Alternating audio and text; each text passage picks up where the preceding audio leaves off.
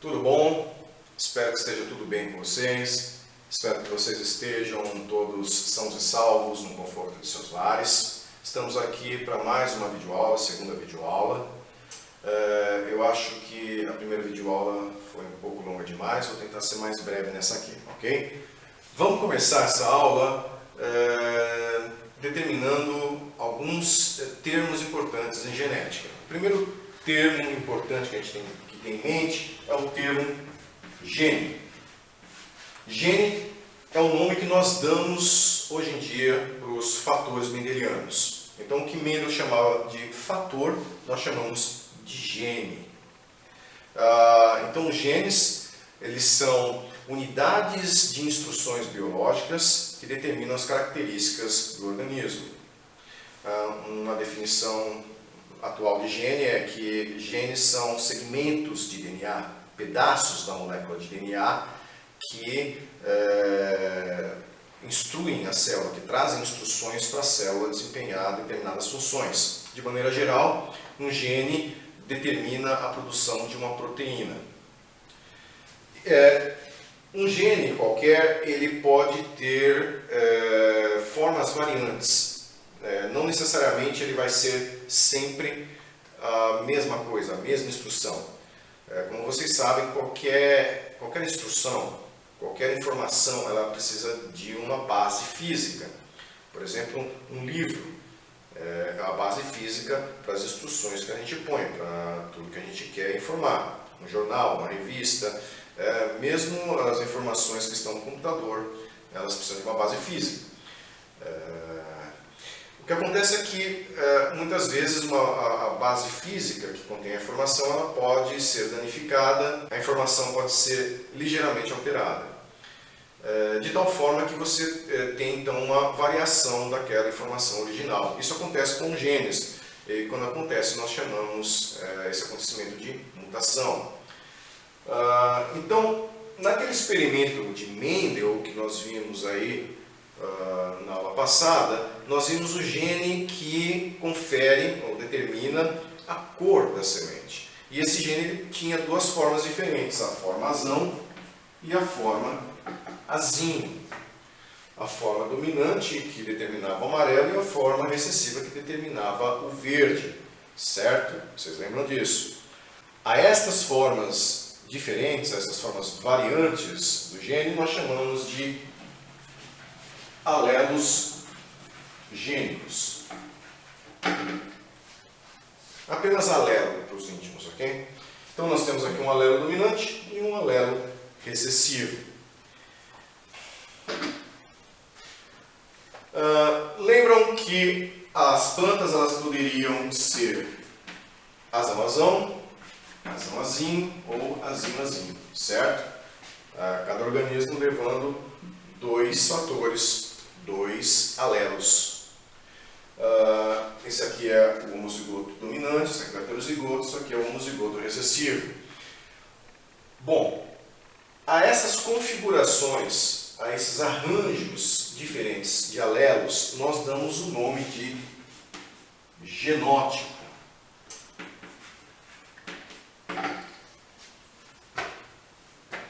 Então esse aqui é um genótipo, esse é outro genótipo, esse é outro genótipo. Esses genótipos, esse genótipo aqui, por exemplo, vocês lembram que resultava em uma ervilha amarela. Esse genótipo aqui resultava em uma ervilha amarela também. E esse genótipo aqui resultava em uma ervilha verde. Ao resultado da expressão do genótipo, nós damos o nome de fenótipo. Então, fenótipo vem a ser a expressão do genótipo, vem a ser tudo que você pode ver, tudo que você pode mensurar no organismo, você pode chamar de fenótipo. E perceba que diferentes genótipos podem resultar no mesmo fenótipo. Mas a aula de hoje é para a gente entender como é que os pesquisadores aí no começo do século XX conseguiram identificar as bases físicas da hereditariedade. O que eu quero dizer com isso? as estruturas celulares que carregam os fatores mendelianos, que portam os genes. E a história é interessante. Primeiramente, o pessoal no final do século XIX já sabia que o núcleo celular era demasiadamente importante para a vida da célula. Experimentos como esse aqui que eu vou mostrar para vocês, que nós chamamos de merotomia, que consiste em você cortar uma célula ao meio. Então vamos supor que você pegue uma ameba e corte ela ao meio. A parte que contém o núcleo celular, ela vive e ela continua se reproduzindo. Ela dá células filhas. A parte que fica sem núcleo acaba morrendo, acaba perecendo. Isso aqui demonstrava que o núcleo, seja lá o que ele contém, é muito importante. Fora isso, os pesquisadores perceberam que a quantidade de material genético que ia para as células filhas no momento da divisão celular, que nós chamamos de mitose, que é a divisão celular que produz células somáticas, células do corpo, era a mesma. A quantidade de material genético que ia para as células filhas era sempre a mesma. Tanto é que a mitose ela é chamada de divisão equacional, porque ela equaciona, ela iguala a quantidade de material genético, mostrando novamente que o material nuclear, que era conhecido como material nuclear, eles chamavam de cromatina ou nucleína, não se conhecia ainda como material genético propriamente dito, mas eles viam que por conta da quantidade ser exatamente igual para as células filhas, aquilo ali deveria ter uma importância muito grande. E, mais do que isso, quando eles observavam a divisão celular que nós chamamos de meiose, que é uma divisão que produz gametas, que produz as células reprodutivas, você tinha uma divisão reducional. O número, ou melhor dizendo, a quantidade de material nuclear que ia para os gametas era a metade do material nuclear que tinha na célula original. O que parece ser bastante razoável, uma vez que os gametas eles vão ter que se encontrar para dar origem a um novo organismo, cada um trazendo apenas metade do material nuclear, do material genético. Vou mostrar para vocês como que é isso. Imagina uma célula no microscópio. Isso aqui é um núcleo celular. Quando você prepara lá a sua lâmina e você cora a célula tal como ela deve ser corada, você olha o núcleo celular. O núcleo celular ele é um borrão, é uma maçaroca, uma massa amorfa. Você não consegue perceber nada nítido aqui dentro do núcleo, pelo menos a maior parte do tempo. Mas quando essa célula vai se dividir, você percebe que o que tem aqui, e eu já vou adiantar para vocês, o que tem aqui é DNA e proteína, começa a tomar forma de pequenas estruturas, como se fossem pequenos gravetos ou pequenos bastões dentro do núcleo celular. A essas estruturas foi-se dado o nome de cromossomos. Então, imagina que essa célula aqui vai se dividir. No momento da divisão, eu vou ampliar um pouco mais essa célula aqui para ficar a coisa um pouquinho mais nítida. E eu vou deixar o núcleo celular bem grandão também, para que eu consiga desenhar bem grande aqui o que eu tenho que desenhar. Então, no momento da divisão, tudo que tinha aqui começa a tomar forma. E as formas que eu estou te falando, que é essas formas aqui de bastões. E esses bastões, eles sempre apareciam aos pares. Então, se eu tivesse um bastãozinho desse tamanho, eu ia ter um outro bastãozinho do mesmo tamanho. Então, se eu tivesse um cromossomo assim, eu tinha outro cromossomo assim. A esse par de cromossomos que são semelhantes, nós damos o nome de cromossomos homólogos. Eu vou desenhar mais dois cromossomos aqui. tamanho menor. Então esses aqui também constituem um par de cromossomos homólogos. Okay? E eu vou ficar só com 4 cromossomos mesmo, 2 pares. Okay? Cada espécie tem um número determinado de cromossomos. A espécie humana tem 46 cromossomos. Você tem 46 cromossomos, eu tenho 46 cromossomos. Eu herdei 23 cromossomos do meu pai, 23 cromossomos da minha mãe, e você herdou 23 cromossomos do seu pai e 23 cromossomos da sua mãe. Aqui nós temos apenas 4 representados, tá? 2 pares de cromossomos. E esses cromossomos, então, eles, antes da divisão celular, eles se duplicam. Então, esse aqui vai se duplicar, ele vai formar um outro cromossomo do lado. Só que esse cromossomo que ele forma do lado, ele vai ficar ligadinho com ele aqui, por uma região que nós chamamos de centrômero. Então, a coisa vai ficar mais ou menos assim. Ó. A gente vai ter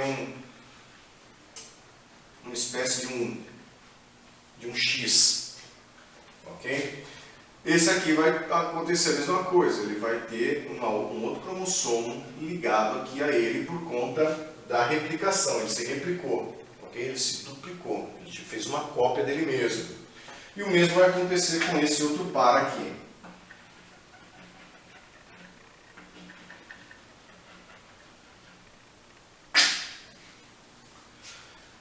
E aí então, a célula começa a sua divisão.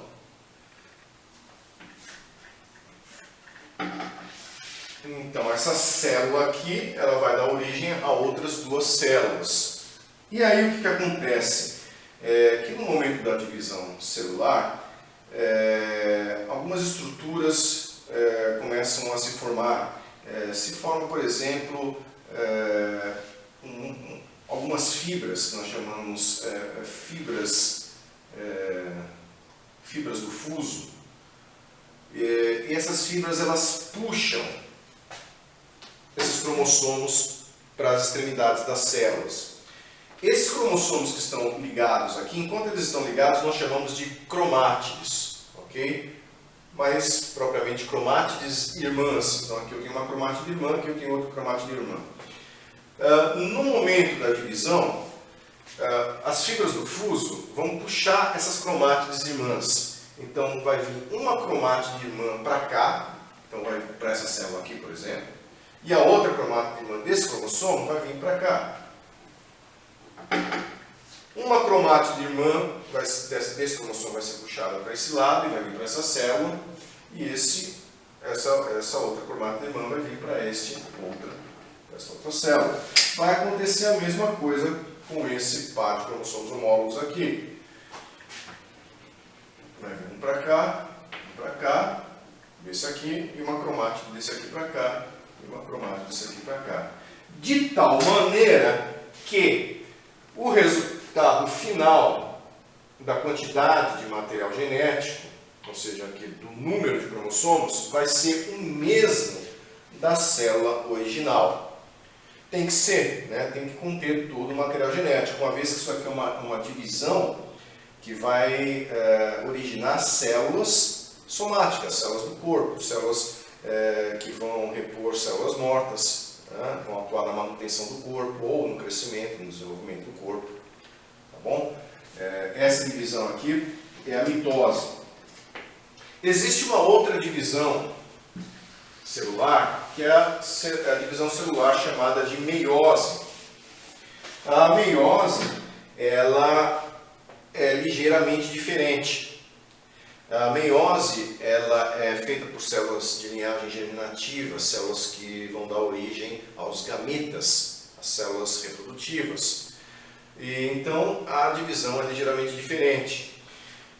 Na realidade, nós temos 2 divisões. Na primeira divisão, o que acontece é que os cromossomos homólogos duplicados, eles vão para células diferentes. Então, esse cromossomo aqui vem para uma célula, do jeitinho que ele está, duplicado.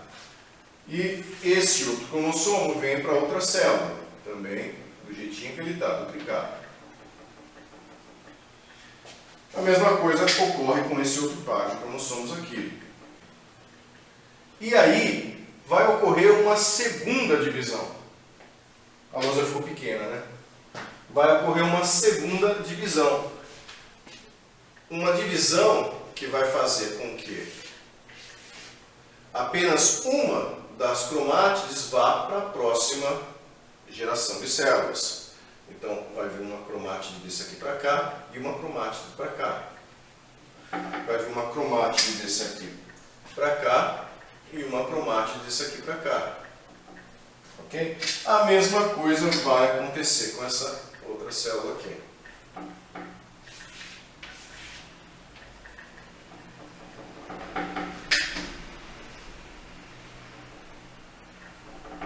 No final da divisão meiótica, da meiose, nós temos então 4 células, com cada uma delas com metade do material genético original. Isso é bastante óbvio, então, né? Novamente, os gametas, obviamente, eles precisam ter metade do material genético, uma vez que eles vão encontrar outro gameta que traz a outra metade do material genético para a produção da nova vida, certo? Então aqui, por exemplo, você poderia pensar que são 4 óvulos ou, sei lá, você poderia pensar que são 4 espermatozoides, certo? Levando aí metade do material genético. Bom, agora o que a gente pode fazer é tentar entender como que a meiose ocorrendo dentro das estruturas reprodutivas da planta poderiam estar levando os fatores mendelianos, levando os genes para os gametas, de tal maneira que você consiga entender como que os cromossomos podem estar então sendo os portadores dessas informações. Então, vamos supor que nós tenhamos uma célula lá dentro do ovário da planta, uma célula germinativa que vai dar origem ao óvulo. Vamos colocar aqui 2 pares de cromossomos homólogos e um desses pares, então, vai levar aqui um segmento dele, né, um pedacinho dele, vai levar a instrução. Tá? Então, o que eu estou achurando aqui é o pedacinho dele que está levando a instrução para a cor da semente. Então, é o gene que leva a instrução para a cor da semente. Vamos imaginar que esse indivíduo seja o indivíduo F1, né, da geração F1, que era heterozigoto, que tinha azão-azinho, né? Então, um dos cromossomos nós vamos ter o alelo azão e no outro cromossomo nós vamos ter o alelo azinho. Quando essa célula, então, cria, gera, se divide, originando, então, 2 células, 2 gametas, nós vamos ter isso aqui acontecendo. Um desses cromossomos vai para uma célula filha e o outro vai para outra célula filha. A mesma coisa nesse par aqui de cromossomos laranjinha. Então vai um para cá e um para cá. De tal maneira, isso aqui é uma meiose simplificada, tá, gente? Eu não estou fazendo todo o processo de meiose, eu só estou mostrando para vocês o resultado final das possibilidades de gametas, ok? Então, perceba que esse cromossomo que está levando o azão, então, poderia estar aqui, nesse gameta, né, que seria então uma oosfera, e nessa outra oosfera estaria o fator azinho, ou seja, o alelo gênico azinho. E aí você imagina que na estrutura reprodutiva masculina da flor, na antera, lá dentro do grão de pólen esteja sendo formado um núcleo espermático. E novamente vamos aí lidar com 2 pares de cromossomos. Então um par de cromossomo aqui, outro par de cromossomo aqui. E como da mesma planta, então é o mesmo genótipo, né? Então é um azão-azinho, é um heterozigoto. E aí você imagina então que ele vai fazer 2 núcleos espermáticos diferentes. um núcleo espermático vai levar um cromossomo desse par, o outro vai levar outro cromossomo desse par, e a mesma coisa vai acontecer com esse par, ele vai se dividir. E então, um cromossomo que veio para cá, ele pode estar levando então o azão, e o outro cromossomo que veio para cá pode estar levando o azinho. E aí então você imagina o quê? Que esses núcleos espermáticos eles vão fecundar, ou seja, vão se unir às diferentes oosferas. Então esse núcleo espermático pode se unir com essa oosfera, resultando em uma planta homozigota dominante, azão, ok? Certo? Ou ele pode fecundar essa outra oosfera, resultando em uma planta heterozigota, azão-azinho. Este núcleo espermático pode fecundar esta oosfera aqui, resultando em outra planta heterozigota, azão-azinho. Ou esse núcleo espermático pode fecundar esta oosfera aqui, resultando em uma planta homozigota recessiva, azinho.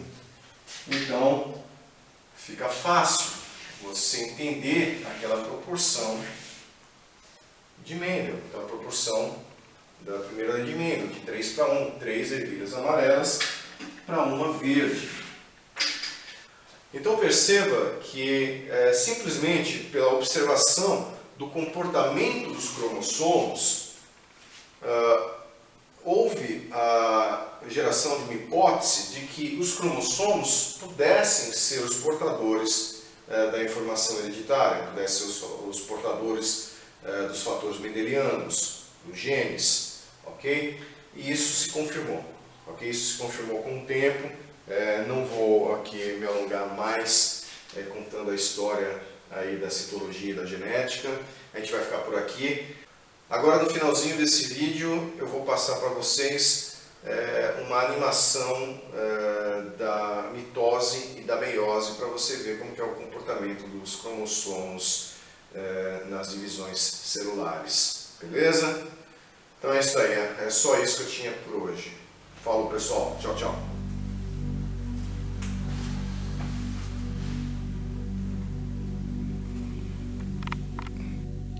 Como prometido, temos aí uma animação de uma divisão celular, no caso a mitose.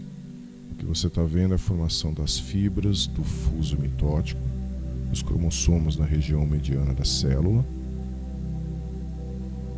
e as cromátides irmãs, então, sendo puxadas para as extremidades da célula. No final do processo, nós temos duas células filhas com o mesmo número de cromossomos da célula-mãe. Agora essa animação é de uma meiose, divisão celular para a produção de gametas. Você está vendo aí a formação das fibras do fuso, os cromossomos também sendo formados, o pareamento dos cromossomos homólogos na região mediana da célula, e aí então as fibras do fuso puxando um cromossomo de cada par de homólogo para as extremidades.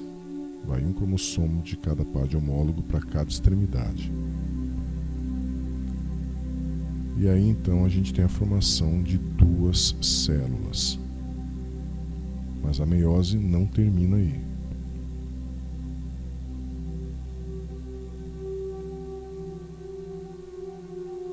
Agora essas duas células vão dar origem a mais duas.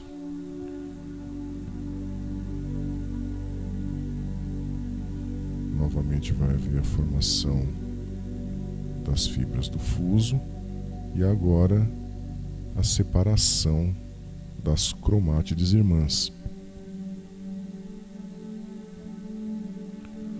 No final do processo nós vamos ter 4 células, cada uma delas com apenas metade do número de cromossomos da célula original.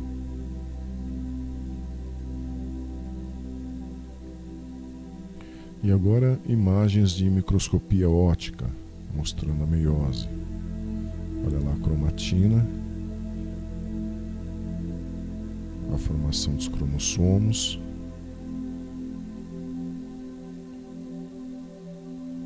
os cromossomos homólogos emparelhando na região mediana da célula.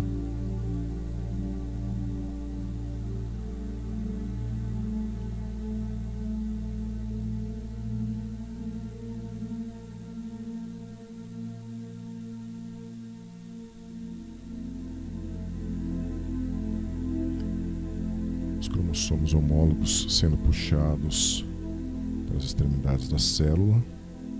Temos aí duas células filhas formadas e agora as cromátides irmãs sendo divididas, sendo puxadas,